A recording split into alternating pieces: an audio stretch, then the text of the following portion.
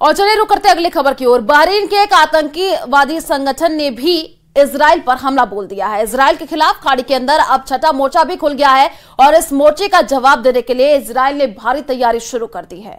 देखें।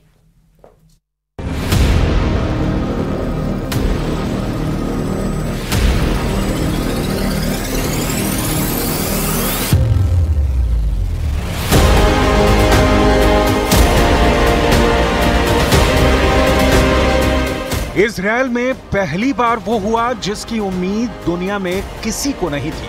अब इजराइल युद्ध के छठवें मोर्चे का शिकार हो रहा है।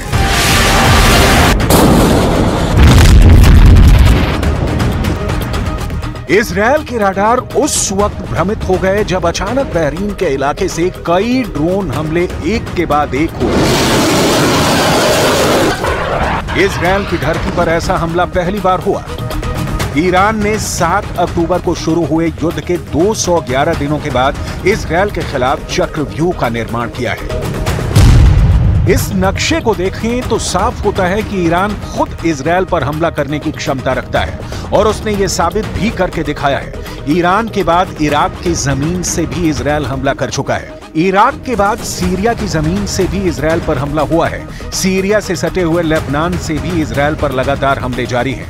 लेबनान से हजारों किलोमीटर दूर यमन की धरती से भी हूथी ने इजराइल पर ड्रोन हमले किए हैं और अब बहरीन की जमीन का भी इस्तेमाल इजराइल के खिलाफ शुरू हो चुका है। यानी ये पूरा चक्रव्यूह है जो इजराइल के खिलाफ तैयार हो चुका है।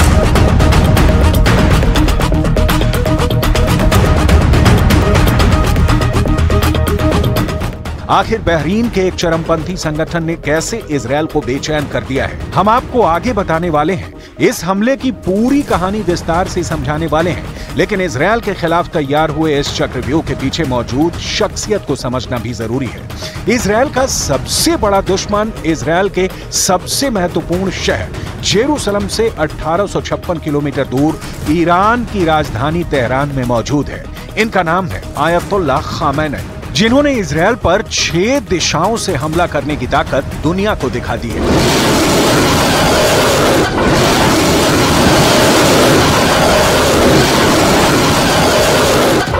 ईरान के सर्वोच्च नेता आयतुल्लाह खामेनी से प्रभावित बहरीन के चरमपंथी संगठन बहरीन इस्लामी प्रतिरोध ने एक वीडियो जारी किया है और वीडियो जारी करके इजराइल के खिलाफ हमले का दावा किया है।